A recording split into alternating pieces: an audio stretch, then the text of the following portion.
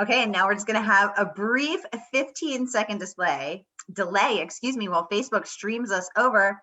And it looks like we are live. Welcome, mighty mystery fans. I'm your on-air host, Sara DiVello, and I am thrilled to present our featured celebrity guest tonight, Jane Harper, streaming all the way live from Australia today. And she's going to tell us all about her brand new book, which drops tomorrow, but you heard it here first, The Survivors. Jane, welcome to Mighty Mysteries. Tell us about your book. Hi Sarah. Hi everybody. Thanks so much for having me here today.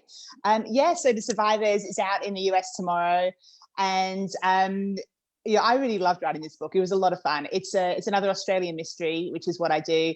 It's set this time in along kind of the rugged coastline of Tasmania, which is a really small island state here in Australia, and it's set in a kind of a tiny community. So there's lots of small town intrigue and secrets to be uncovered.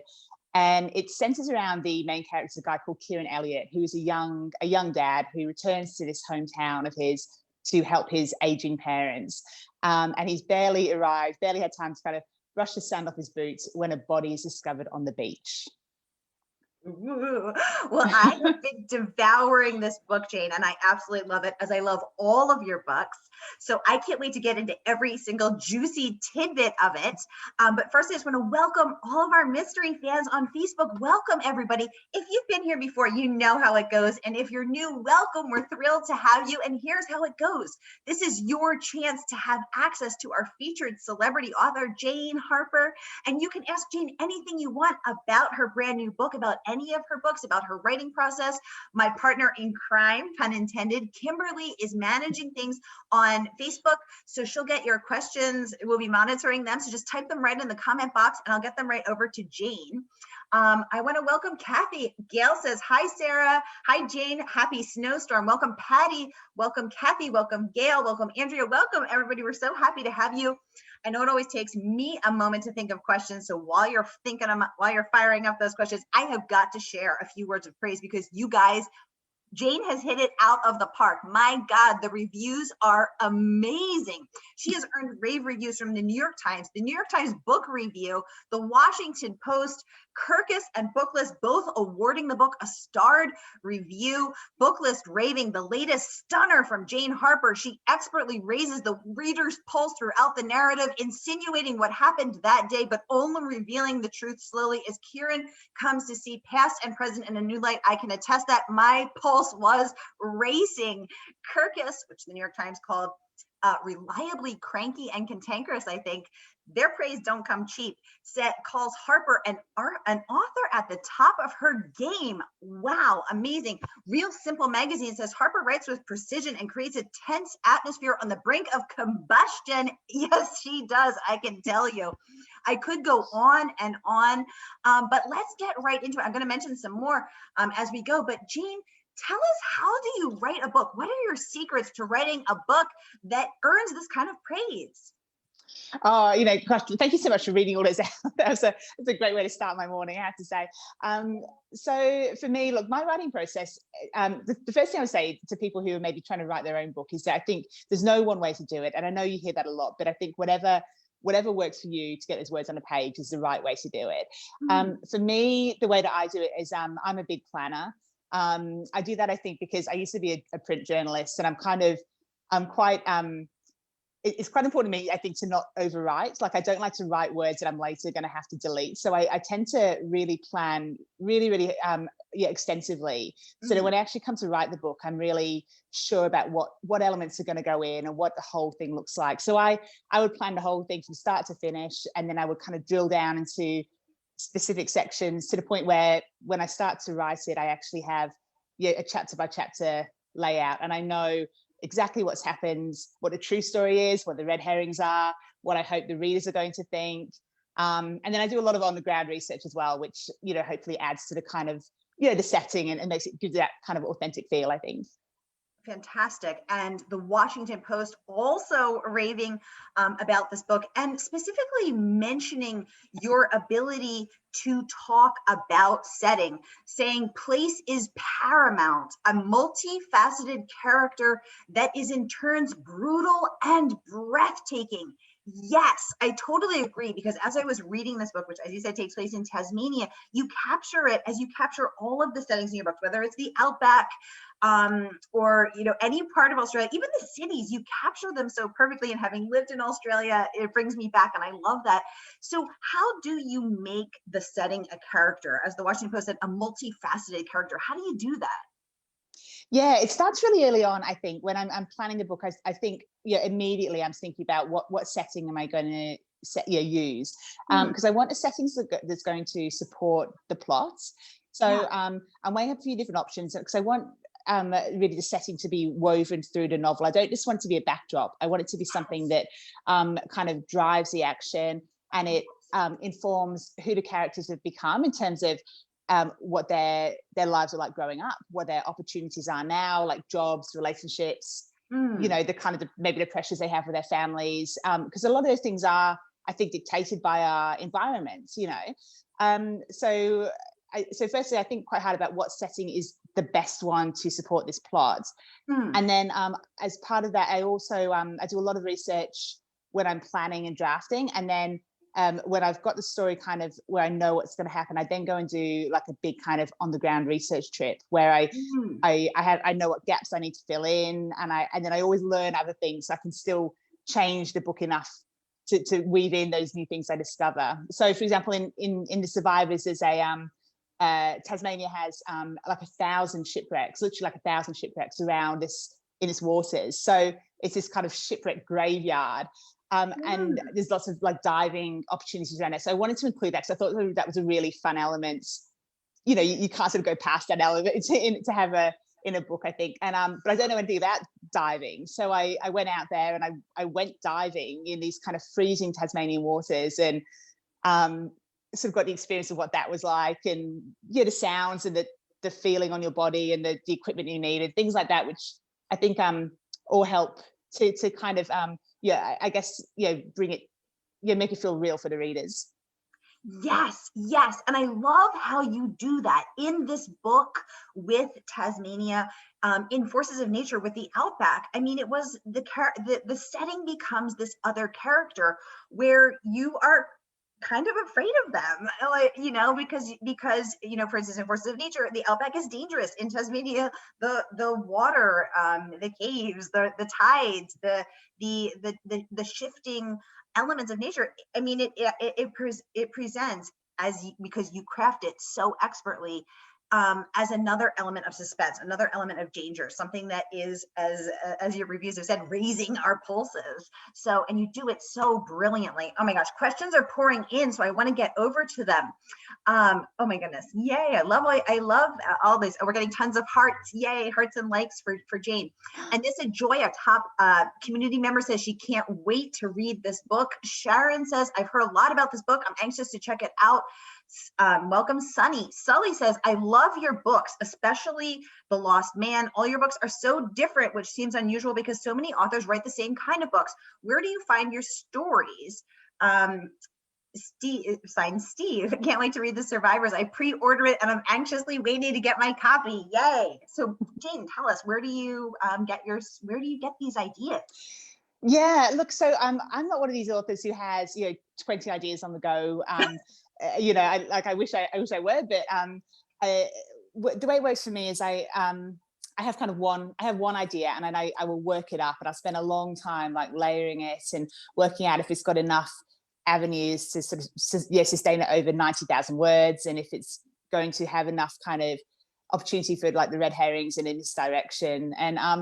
And so for me, the plot always comes first, and then I think about the characters and the setting I need to tell that idea in the best possible way. So that's why sometimes the first two books had Aaron Falk, who was a federal investigator, and then the Lost Man and Survivors are both standalones, because I knew I needed certain characters to tell the books as best as I could.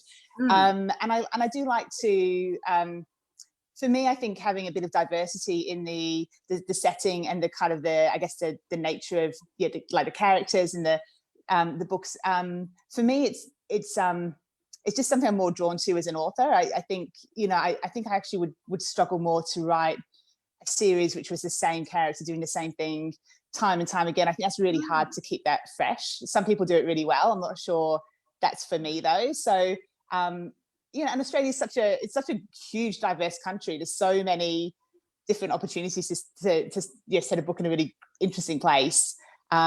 So that's kind of why I try and like mix it up a little bit. But hopefully, I think also the books have a similar kind of tone and feel though. So I think if you like one, you'll like the others as well. I feel that for me as an author, I feel they all kind of strike the same kind of note, just in a different way.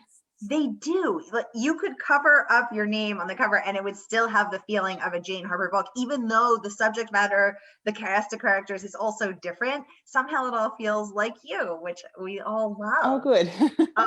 Dara says, so excited to read The Survivors. Welcome, Geraldine. Welcome, Jane. And as I said, since you are a planner, have you ever had a book go another way and it became very different than your outline? And this, I was going to ask that. I love that question. Yeah, look, you know, it does, because I think again, sometimes when people are writing their own books, some people don't like to plan, and I think from what I hear, I think it's because people feel it sort of it takes away the creativity.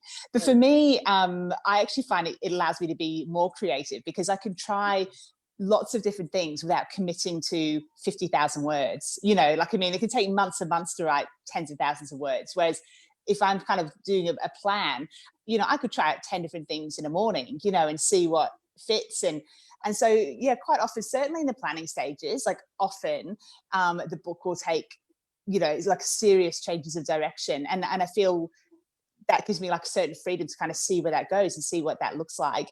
And then quite often, again, even despite having done these extensive sort of planning, and I'll do a full first draft.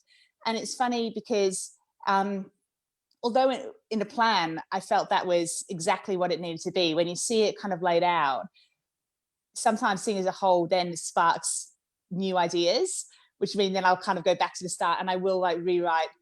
I'll have to kind of rewrite whole sections, if not the whole thing, to kind of weave in new ideas. And I sort of expect that and accept that as part of the process. Because I think if I didn't do that first stage, I wouldn't necessarily have had this better idea that may never have come. So I see it as a positive. But absolutely, I think for me, like so much of it is trial and error. It's not just a big lightning strike of the whole idea. It's, you know, does this work? Does this work better?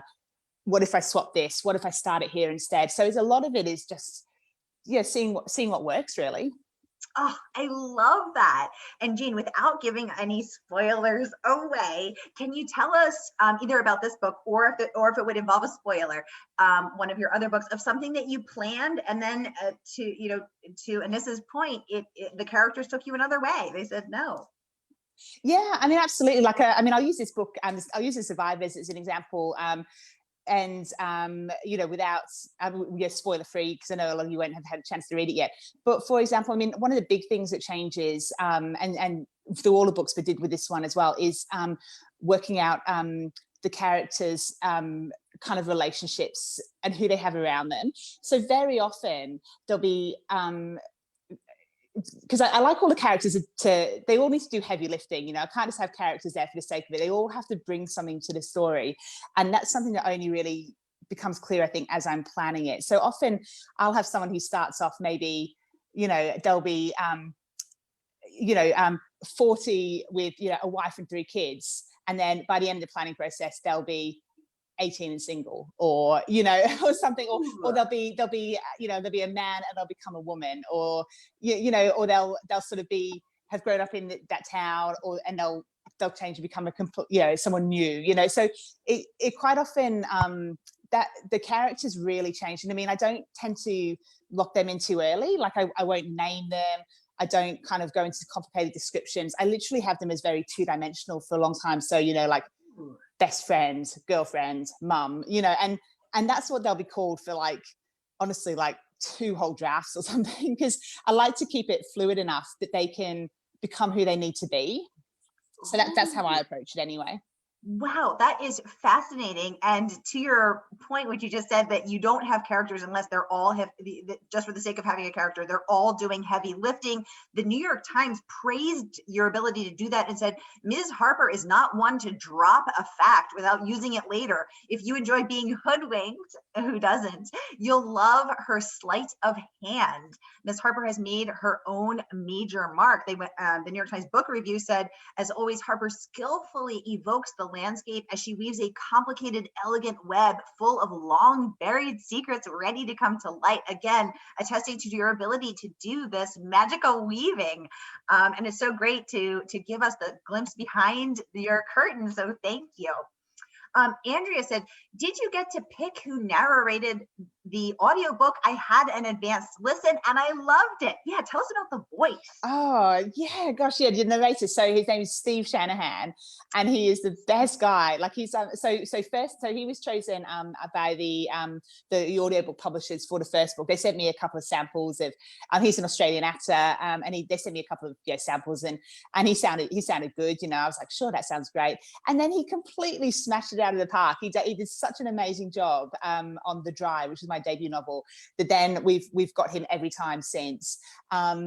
Because, and you know what, people rave about the audiobooks, and I think rightly, because he really brings something special to him. Like he completely he really sort of, I think, brings them to life. He gives them like a kind of a real sort of fresh feel. He kind of differentiates the characters without doing silly voices or anything. He just kind of makes it very clear, and I think he gives them a bit of personality. So I actually got to go up and see him for the last book, the third book, The Lost Man. I got to go up and see him recording in the studio, and so it was really fun. Like, he's a really great guy. I hope he'll continue to do the books ongoing, really, because I always get like a really great response when he does it. Oh, that's so cool. And speaking of actors, Eric Bana stars in the major motion picture adaptation of Jane's book, The Dry. Amazing. Amazing. We love these behind the scenes glimpses. Thank you so much. Edwin, one of our authors a couple of weeks ago, Edwin Hill, says, yay, I'm so excited for this. Edwin, welcome back. Good to see you. He said, thank you for this. Welcome, Teresa. Edwin says, gosh, maybe this has already been asked, but does Jane approach her standalones in a different way than her series novels? Edwin asked them the good questions, like only an author can. Yeah. I guess kind of yes, in that each time I've written a book, I've learned something new about the process. So each time my writing process has refined a little bit. For this one particularly, I know kind of what works for me in terms of, I know kind of having a lot of good sort of thinking time, and then planning, and then really drilling into that plan, and then only writing when I'm actually at that point. I know that works for me. So that was a really quite streamlined process. And I think that's, and then next one, I'll probably be able to streamline that even further, and get to the creative stuff a lot faster, because I can do that practical stuff, without really having to worry about what I need to do now, I guess. And then the biggest difference, I guess, between a standalone and one which features Aaron Falk, which, as you said, has now been made into film with Eric Bana, which is amazing. Yeah. I think it's always about it's always about finding the right characters for the story. Like I was saying, that the reason. So with a standalone, you have a bit more freedom, I guess. You can really make the characters who they need to be for that story. Whereas with Aaron Falk, who I am considering quite strongly actually returning for the next one, although I haven't 100% committed, but that is what I'm kind of working on at the moment. It's more about, because he's a set character, it's then about building the finding a story that would be a good vehicle for him and really let him shine and be a good fit for his character. So it's a slightly different avenue into the book, I guess. But I mean, I've got a good idea that I feel is like really, really well suited for him and would be a good fit for his character, and I think has all those sort of ticks all those boxes I'm looking for. Like, it has enough kind of mystery and intrigue, and it would be I think really sort of in keeping with the other books. And so that's kind of what I'm leaning towards now. I love that. And I love how you also will share bits of his backstory so that we continue to learn about him actually and view him in a different way, or, you know, sort of enriching his character arc. I love him. So I think that so I love how you do that when you do write about Oh, him. thanks. Yeah, and I think that's it. I mean, that's another different when you've got a character who occurs, because I think it's also, you've got to kind of walk that line between, you know, knowing there'll be some readers who have maybe just come to that one completely fresh and need, you know, need a bit of introduction, and then there's others who have, you know, read the possibly even read the ones in like the past, you know, they've read them back to back to back, you know, if they've only just discovered the books, so they don't need a lot of, they don't want you to kind of, you know, devote chapters to kind of rehashing things. So it's so again, it's like, it's trial and error. It's about finding that right balance, and I think that's just sort of, you just kind of have to feel your way a little bit with that. Oh, I love that answer. Thank you so much, Jane. And thank you, Edwin Hill, for the question. Edwin, of course, is this very well regarded, acclaimed author of the Hester Thursby series, The Harvard Librarian. I love her. Welcome, Catherine. She says, congratulations on the new release. Our co-founder, Jenna Blum, tuning in. New York Times bestselling author Jenna Blum, she said, I'm not a huge thriller reader, but these interviews are changing my mind, and I love the behind the scenes on writing process. Thank you, Jenna. Welcome, Marilyn. Jennifer would like to know, so what book are you reading right now, Jane Harper? Oh yeah, good question. So I'm actually reading, so from the back catalogue, a book called A Thousand Splendid Suns, who, by the author, his name, I'm sorry, it's complete, but he also wrote The Kite Runner. Yes. I've had this, thank you, yes, and I've had this book on my shelf for years. And you know, and I love The Kite Runner, and I don't know why it's taken me so long to pick it up, but I'm completely gripped. I can't put it down. I love, you know, it's set in kind of wartime Afghanistan, and you know, it's so fascinating, I think, to see. I think that is actually a really perfect example of the way setting is kind of woven into the plot without dominating it, because you've got this amazing sort of fascinating setting that's really driving the characters and shaping their lives and their experiences. But as a reader, it's being sort of drip fed to you in a way that every page you're like, my goodness, wow, you know, and you're learning from it without feeling like you're being beaten around the head with it, which is exactly the kind of, I think, the perfect sort of note to strike with that kind of mix. Yes, and those books broke my heart. I mean, I was a sobbing, brokenhearted mess on the couch. I mean, they're so beautiful and they're so painful. And you're right. And I love that, of course, you're talking about setting as character, location as character, because that's what you do so brilliantly. And also that's what he does so brilliantly. So that makes sense that resonates with you. I love that. Jenna saying she could listen to you all night, Jane. I know, me too. There's nothing better than an Australian speaking her wisdom in her beautiful accent. We had some questions come in that were submitted in advance. I want to make sure to get to those. The first from Dr. Helen Clady, who's actually a dear friend of mine and the Pro Vice Chancellor of Graduate Research and Development at QUT, that's Queensland University of Technology in Brisbane. She said, you have carved out a niche as an Australian crime writer who uses the unique and diverse landscapes of this country and its desolate isolation as a canvas for fear. Ooh, Helen, you're a poet. She said, can you talk about your attraction to using place and landscape as almost characters in your book, particularly as Australia itself has one of the lowest murder rates in the world and 90% live in urban areas? That's true. Yes, that's right. I think, and you know, and as it sounds like a lot of people know, I write my books are quite often set in sort of, well, are set really in more isolated regions. So I haven't set any of them so far in the cities. They've all been in kind of small communities or the outback or you know, bushland. So where the characters are really sort of cut off, and I do that. I think I'm drawn to those locations for sort of, I guess, two main reasons. And the first one is like the creative aspect, which I think I just really like the locations. I think they bring something beautiful to the story. Like I said before, I like the way they kind of they give the characters experiences that you don't find maybe in other settings. You know, that makes them like unique to themselves, really. And I think it's just a real gift for Australian writers, and it's a lot of fun to kind of explore and visit them, and then kind of bring them to life on the page. And then a second reason is a more technical one, which is that I think for me, I always try and write books that I would like to read. And for me, I love books that are kind of, especially with a mystery, which are sort of resolved within itself. So you know that the mystery and the resolution is all kind of going to be sort of contained within this sort of set cast of characters within this setting.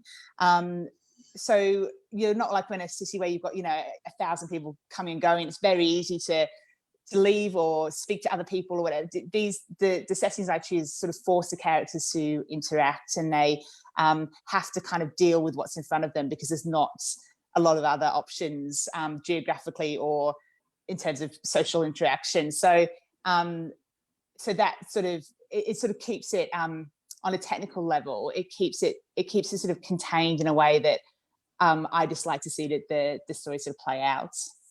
I love that. And I think it also taps into some of our deepest fears, right? So in the Survivors, there's a scene, I'm not giving too much away, where a cave starts to, the water starts to come in when they're in a cave. And I literally felt like, oh my God, I can't breathe. That's one of my fears, is being trapped, underwater and not being able to get air, or being stuck in the outback and having no water or no food for days. I mean, these are deep primal needs for survival that you're tapping into and ratcheting it up with brilliance.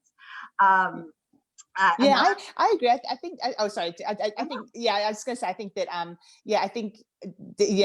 I do sort of think it really helps. Like, it's really great to kind of have that opportunity to have these environments that do present that sort of natural level of danger, where, even if that in itself isn't, a huge plot point, it's always there, and it's sort of, raises the stress levels of the characters in certain ways, and it's something that they always have to be a bit aware of, and that in itself kind of, I guess sort of it allows you, if nothing else, as a reader, to see a side of the character, how they behave when they're, under a little bit of pressure, or under a lot of pressure, or in a sort of stressful situation. Exactly, just ratcheting it up mercilessly. Jane Harper. Patty would like to know, when did you first realize you wanted to be a writer? Yeah, were you the kid who always dreamed of it, or did this come later in life? Give us the skinny. Yeah, look, I always wanted to write a book. I was like many people, I was like a big reader as a child, and I always thought, oh God, yeah, I'd love to write a book one day. And then I just never did it. I think, it just seemed like a really big task. I didn't really know how to start. It didn't even cross my mind that I could kind of make a living out of it. So I ended up going into, after university, I went into journalism, because I enjoyed writing, and that seemed like a sort of a good opportunity to kind of write professionally and get paid for it, while and I enjoyed it. I enjoyed it a lot, and it taught me a lot, not just about like the writing process, absolutely, like writing deadlines and expressing yourself clearly on paper, but also one thing that has really helped was going out and speaking to people about their experiences, and then trying to understand that and then translate that into a story so that other people who haven't had that experience can empathize. That has been that was a huge benefit, which I didn't realize at the time. But but in the back of my mind, I always thought, oh yeah, I'd love to write a book one day. But I always had an excuse. I was working full time, and that was it really. I was working full time, and it just felt too hard, and and then it sort of. And the thing that really put me off as well was, I think, the uncertainty of the rewards, because, you put in all this effort and you really don't know if you're going to get published. And I think that really put me off for years. And it was only when I sort of realized that actually I wanted to do this enough that it didn't matter if I didn't get published.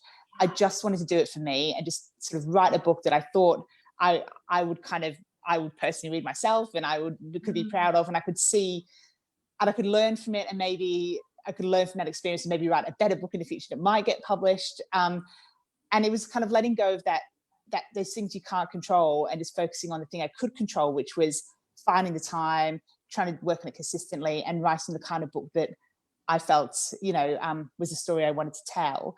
And then it suddenly became a lot easier, because I had no pressure. Like, it didn't matter if it didn't get published. I didn't expect it to. My only goal was really to finish it in a way finish it and write it in a way that I could be proud of. And it was amazing how much of a mental difference that made. And then, you know, it did get published. So it just goes to show, like, you never know, you know, you never really know. I mean, maybe, you know, if you can just sort of get past that initial fear of what may or may not happen, you know, maybe it all will happen, you know. So, but you've got to get down the paper first, which is the biggest challenge, really. Yes, I love your positivity. And I think that shift that you got to when you said, you know, I don't care if this gets published. I mean, I care, but I just have to get this down. That authenticity, that realness comes through on the page. And of course, not only did Jane's book get published, she's become a huge #1 internationally bestselling book. Her first book, The Dry, now a movie starring Eric Bana. Yum. So just, you know, you've gone on to this tremendous success because you had the courage, but that is hard to do. It's scary. It's scary for all of us. I think we have to honor that that's a risk to put yourself out there and say, here's me. You know, is this going to work or not? So, and it is like a big job. I mean, and it's, you know, and it's I mean, it could be months or years of your life. And I mean, again, you're probably working full time, or you know, looking for work, or have families, or, you know, there's going to be nobody. That was the other thing that I've spoken about before, but I kind of managed to let go of, was this idea that one day I would suddenly have this like block of time, magically this block of time would open up, this idea would strike, and I'd be sort of, I don't know, sitting in like a cabin in the woods or something, you know, writing for a couple of months, and then I realized, like, when is this ever going to happen? It's never going to happen. If I'm going to do this, it has to be, I'm going to have to set my alarm 1 hour earlier, get up and do it before work, and I come home and I do 1 hour, and then I go and watch The Bachelor. You know, it's like, it has to be that kind of, yeah, you have to fit it in around your other stuff. That was like, I say it now and it sounds so, I mean, obviously, but it honestly took me ages to kind of realize that. No, but it's an important shift because, of course, all of us feel very busy. We feel like we have full lives. Nobody's sitting there thinking, I have so much time and I just don't know what to do with it. You know, we're busy. Yeah. So that's an important shift. Thank you for that. I would also say as well, like, sorry, just during lockdown, I as well, if you're looking back on the last year and thinking, well, actually, like, I've had loads of time at home, and, you know, my social life's kind of gone to nothing, and you know, and you feel, why didn't I write my book then? Don't feel bad about that either, because I know I've spoken to like a lot of people I know who are like authors and things, have had real trouble like working during lockdown. I think this has been a really stressful year, and it's not a good time to kind of be creative. And I don't know anybody who's kind of flourished in this situation and sat down and written, you know, their book or anything. It's been like, I think it's important to acknowledge like the kind of mental pressure this has had as well. So yeah, so, you know, it's probably actually easier when your normal life is going on. You can go out for like drinks with friends and you're not constantly worried all the time. So don't be too hard on yourself if this year hasn't been your year, you know. Oh, Jane, thank you so much for saying that, because I could sort of feel a blaze nationwide, keening, moaning, self-flagellating about to happen, because so many of us are thinking, why didn't I learn that language, or lose 10 pounds instead of gain 10 pounds, you know, or wrote that book or whatever. But we have, and so thank you for that dose of self-compassion, because we have to acknowledge there is a global pandemic going on, and that's taking a toll mentally and physically, whether, you know, we realize it or not. And I will admit that I have really struggled with concentration and motivation during the past 10 months. So thank you for giving us all grace and giving us permission to give ourselves grace. Yeah, no, I mean, well, yeah, I mean, that's yeah, absolutely my experience too. So yeah, you definitely, no, I don't think any of us are alone in that. Exactly. We need to take a deep breath into giving ourselves grace. Thank you. Jennifer, oh, I love this question. She says, which of your characters do you think is most similar to you? Ooh, Jennifer, love that. Oh yeah, that is a great question. I think so I think it's really important to, I do think it's quite important to let the characters be themselves, you know, like, and I do make quite a conscious effort to think, when I'm, you know, thinking about a scene or what's going to happen, this is not about what I would do, this is about what they would do, you know. And I think it's also, I always try really hard not to fall into that trap where, you know, sometimes you're reading a book and you can tell when it's kind of like the author wants to say something. So a character kind of just makes this sort of statement or this sort of observation, and it sort of is just a little bit off, and you can kind of see it being shoehorned in. So I do try really hard to think, these people are by and large, like, they're actually very different from me. They're like, I'm not like a 30-year-old dad from Tasmania, and I'm certainly not like a 42-year-old divorced man from out that Queensland, and I'm not a federal investigator, and and I'm not lost in the bushland with my corporate retreat, friends and things. So it's sort of, so I do try and I do really try like not to insert too much of myself. And I guess inevitably though, a lot of the observations and things that they make, particularly about like the landscape and about, I suppose, the lives they lead, are things that I have, naturally kind of, I guess, observed as part of my research and planning. So in a way that always will weave itself through. And I think also the tone of the whole thing as well is sort of quite closely aligns with, I suppose, what I like to read as a reader, and where I like the kind of the moral line to fall in terms of how, I don't like things to be particularly graphic or particularly violent, just certainly not for the sake of it. I like it if things to be necessary and, non-gratuitous. And so I guess in terms of that, that's sort of probably more where myself shines through, I think. Oh, I love that. Sully would like to know, do you find it difficult to write dialogue for your characters who are different from you? Yeah. How do you write a character? I mean, one thing I sort of was marveling at is your ability to write men, because I'm married to a man, but there's still a giant mystery to me. I mean, you see the dishes. Why aren't you doing the dishes? Like, it's quite confusing. But your men feel real. Yeah. Oh, thank you. Well, I hope so. Like so there's two things that have, kind of help. So firstly, the one thing with the dialogue, one thing that's actually really, really helped was the journalism years, where you're, because I did it in the years of like shorthand and things. So I kind of literally could go to almost like a bit of a zone out sort of thing, where I'd just be listening to someone, I'd write it down in shorthand, and I could do it. I had quite good shorthand. I could do it sort of verbatim. So you're kind of absorbing this thing and you're writing it down, and then later you're translating it back into usable quotes that are accurately represent what they said, not just even in to the letter, but in the spirit of what they're saying as well. So that really helps, and that's, I think, in hindsight, that's really helped me sort of hopefully capture the dialogue realistically. And then in terms of writing men, what I sort of try and I don't sort of spend too long kind of worrying about, what would a man think about this. I think more about with them and all the characters, it's always about thinking about those universal things that are true to us all. So, I don't really know what it's like to be a 42-year-old divorced cattle farmer in the outback, but I do know what it's like to feel stressed about work and feel lonely and feel like, you don't maybe have anyone to talk to, and what it's like to feel like, I mean, maybe not me personally, but like what I can imagine what it's like to feel estranged from your family, or feel like the love of your life has got away, or, so things like that I think, and it's those sort of universal experiences that I try and tap into, because it doesn't really matter what's causing the stress, whether it's my book deadline or his cattle numbers, the stress reaction is still the same. So that's kind of the more the stuff I try and bring out. And you do it so well. Another question from Dr. Kalady. She said, you lived briefly in Australia as a child with your family, then returned independently as an adult to continue your journalism career at a regional newspaper in Victoria. What drew you back to Australia? Having lived there myself, I really felt you captured the Australian psyche of the people and the personality of the landscape really well. Tell me, what is it that attracts you to using an Australian backdrop? Oh, and sorry, and can you imagine writing a thriller set in another country or even an urban setting in the future? Yeah, I mean, I definitely can. I think, so for me, a big part of it was, I was born in the UK, and I lived in Australia as a child. Then I went back to the UK for kind of like high school and university, and my first couple of years as a journalist. Then I came back to Australia, and I honestly thought I would come for like 2 years, and I thought I'll come and I'll essentially do kind of a bit like a sort of backpacker deal. Like, I had a job at a newspaper, but I thought I'll just use that as a base to go like traveling around, and and then I'll go back home, back to the UK where my family were and things.